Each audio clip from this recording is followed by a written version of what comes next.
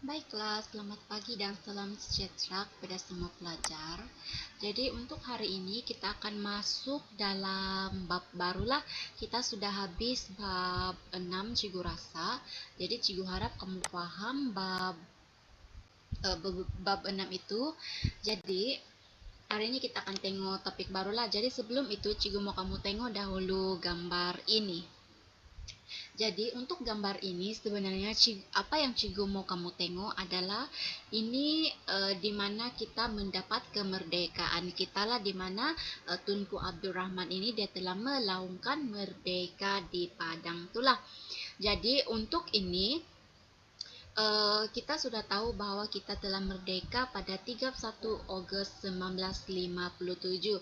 Jadi apa yang kita akan bincang dalam bab 7 ini adalah berkaitan dengan usaha-usaha ataupun usaha ke arah kemerdekaan. Jadi kamu boleh tengok dalam usaha ke arah kemerdekaan untuk bab 7 ini ada 5 subtopik yang kita akan bincangkanlah ataupun pelajari, yaitu yang pertama yang kita akan pelajari pada hari ini adalah latar belakang idea negara merdeka, yaitu siapa yang telah ataupun siapakah yang telah macam memunculkan idea-idea untuk negara merdeka. Jadi siapakah yang bertanggung jawab, itu yang akan kita lihat pada hari ini.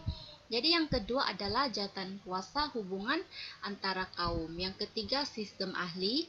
Yang keempat sistem pendidikan kebangsaan. Dan yang kelima penubuhan parti politik. Jadi untuk bab 7 ini kita akan lihat apakah usaha-usaha negara kita ke arah kemerdekaan. Jadi untuk hari ini kita akan belajar tentang latar belakang dahulu ataupun latar belakang idea negara merdeka. Jadi fokus pembelajaran kita hari ini Cikgu sudah jelaskan, kita belajar tentang latar belakang idea negara merdeka. Jadi mengapa ada idea negara merdeka ini adalah disebabkan adanya perkembangan politik antara bangsa dan serantau yang telah mempengaruhi gelombang politik di negara kita.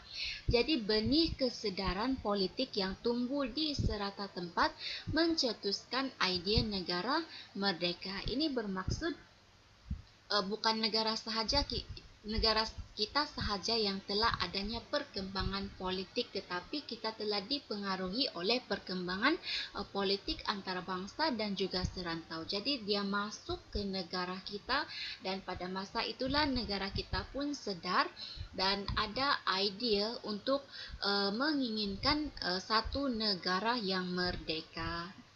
Jadi kalau kamu tengok, kita akan lihat ada 10 pertubuhan politik yang telah muncul untuk memperjuangkan idea negara merdeka ini. Jadi yang pertama kita akan tengok adalah Kesatuan Melayu Muda. Kesatuan Melayu Muda ini ataupun KMM dipimpin oleh Ibrahim Haji Yaakob untuk memperjuangkan kemerdekaan tanah air melalui konsep Melayu Raya. Jadi idea ini adalah melibatkan kepada penyatuan bangsa dan dunia Melayu berdasarkan aspek persamaan daerah, darah, kebudayaan dan bahasa yang menjadi satu rumpun yang sama, yaitu Melayu. Namun KMM ini telah diharamkan. Jadi selepas sahaja KMM ini diharamkan, idea Melayu Raya telah terus diperjuangkan oleh Kesatuan Rakyat Indonesia Semenanjung ataupun KRIS dan Parti Kebangsaan Melayu Malaya PKMM. Jadi KMM ini telah ditubuhkan pada 1938 lah. Jadi seterusnya kita tengok yang kedua adalah Parti Kebangsaan Melayu Malaya. Jadi ini telah ditubuhkan pada 1945. Jadi Parti Kebangsaan Melayu Malaya ini telah dipimpin oleh Burhanuddin Al-Helmi, yaitu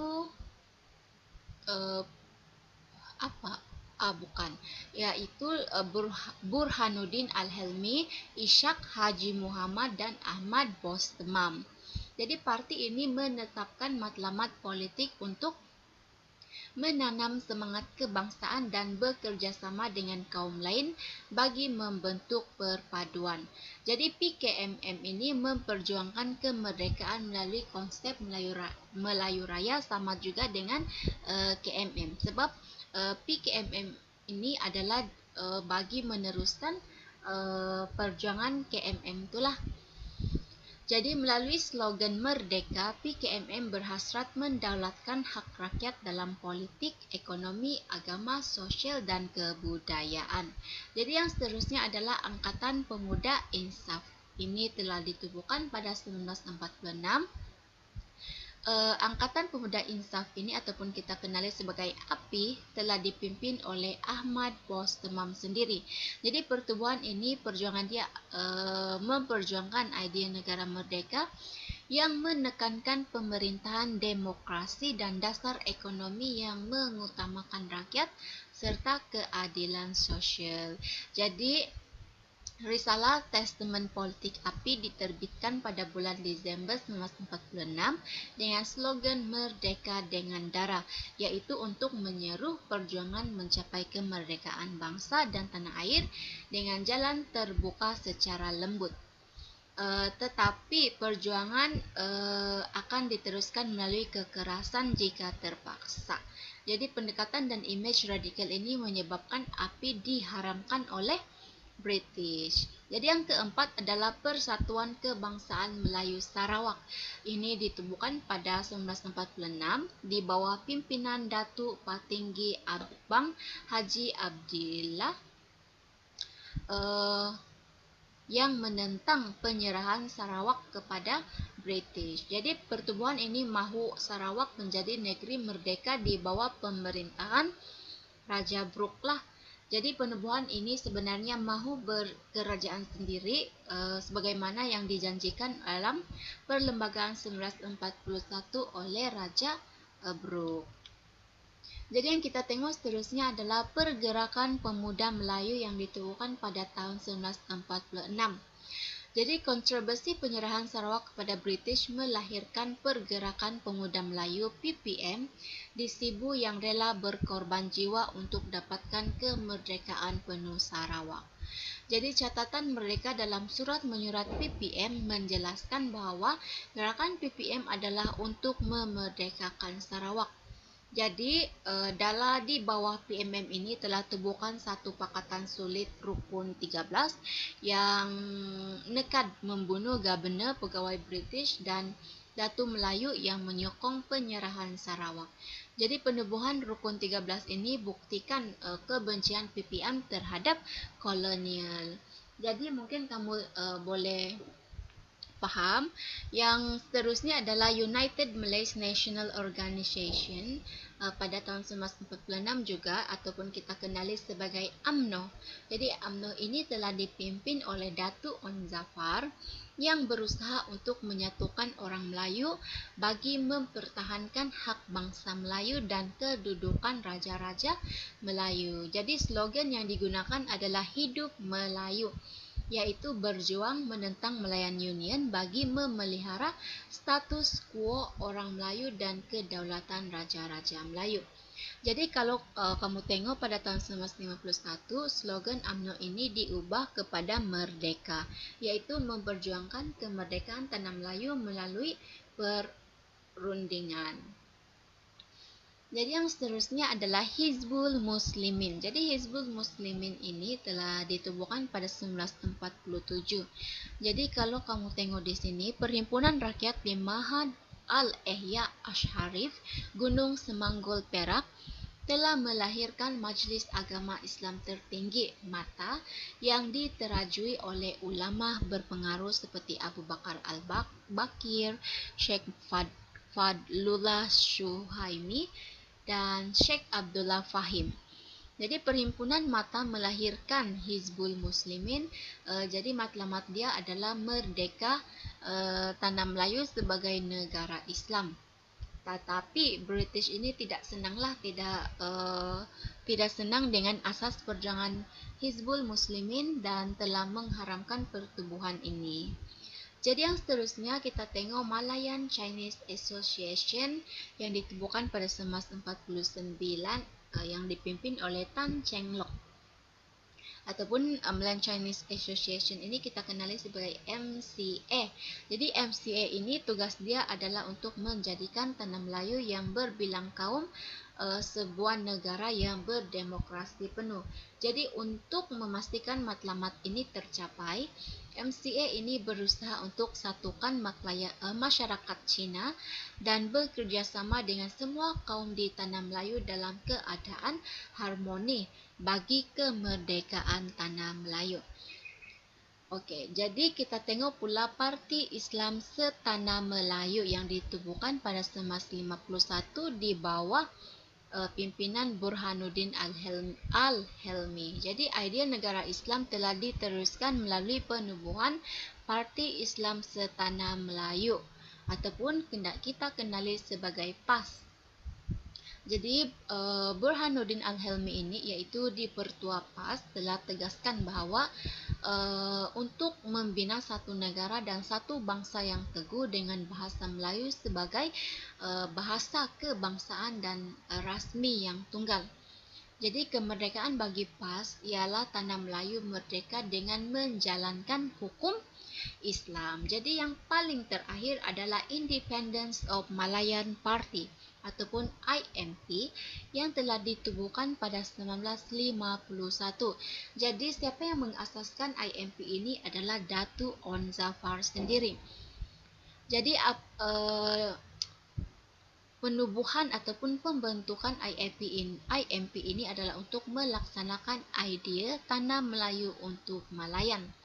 Jadi selepas tahun 1949, pemikiran politik Datuk Onn Zafar ini lebih terarah kepada perpaduan kebangsaan. Jadi bagi beliau, tuntutan kemerdekaan tidak boleh dibuat tanpa kerjasama kaum lain yang diterima menjadi rakyat tanah Melayu. Jadi beliau mahu orang Melayu ini jadi pemimpin kepada orang bukan Melayu yang turut mempunyai hak dalam politik dan ekonomi. Jadi kalau kamu tengok semua pembentukan politik ini adalah ada matlamat mereka masing-masing. Jadi kenapa British ada satu prasyarat British untuk memerdekakan negara kita pada masa itu adalah British mahukan negara kita ataupun seluruh kaum yang ada di negara kita bersatu ataupun adanya perpaduan antara kaum di negara kita. British cakap kalau kita bersatu padu ataupun Melayu, Cina, India kita bekerjasama, British akan memberikan kemerdekaan. Jadi kalau kamu tengok di setiap pembentukan politik ini mempunyai matlamat mereka sendiri. Jadi melalui matlamat-matlamat ini hanya satu yang British minta, iaitu mereka mahukan kita bekerjasama dan bersatu padu untuk mencapai perpaduan, barulah British akan berikan kita kemerdekaan. Jadi cikgu harap kamu faham yang ini, tajuk kita pada hari ini. Jadi kamu ingat saja ada 10 parti politik lah. Yang pertama adalah Kesatuan Melayu Muda, Parti Kebangsaan Melayu Melaya, API, Persatuan Kebangsaan Melayu Sarawak, maaf, Pergerakan Pemuda Melayu, UMNO, Hizbul Muslimin, MCA, PAS dan juga IMP. Jadi cikgu harap kamu faham untuk tajuk yang ini. Kalau kamu kurang faham, kamu boleh baca nota yang akan cikgu bagilah dalam WhatsApp tu. Jadi kita bincangkan apakah kepentingan mempertahankan kedaulatan negara. Ini memang seringkali ditanya dalam exam lah. Jadi bagi pendapat cikgu, kepentingan mempertahankan kedaulatan negara adalah memastikan negara kita dalam situasi harmoni ataupun dalam membawa kepada satu keadaan yang harmoni. Jadi yang kedua adalah bagi memastikan keselamatan negara kita tidak terancam lah. Sebab kalau kedaulatan negara kita terjejas, maka semua macam ekonomi pun terjejas, negara kita tidak selamat, terus hidup kita tidak harmoni. Jadi itu adalah kenapa pentingnya bagi mempertahankan kedaulatan negara.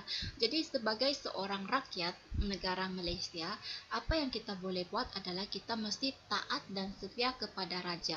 Jangan kita macam pergi post something terus menghina raja, sultan. Itu adalah menjejaskan kedaulatan negara. Jadi sebab sultan dan kita punya PM, kita punya sultan, raja itu adalah pemimpin negara kita. Jadi kita perlu menjaga kedaulatan negara kita lah. Jadi saling menghormati. Okey, jadi cikgu harap kamu faham untuk bab ini ataupun untuk subtopik kita yang pertama dalam bab 7. Jadi tugasan kamu boleh, kalau kamu tidak nampak dalam dalam PowerPoint ini, cikgu ada bagi satu link PDF. Jadi kamu boleh tengok kamu punya tugasan di sana. Jadi itu saja untuk hari ini. Terima kasih semua. Cikgu harap kamu sihat-sihat ya. Kalau ada soalan kamu boleh tanya cikgu di WhatsApp. Oke, terima kasih.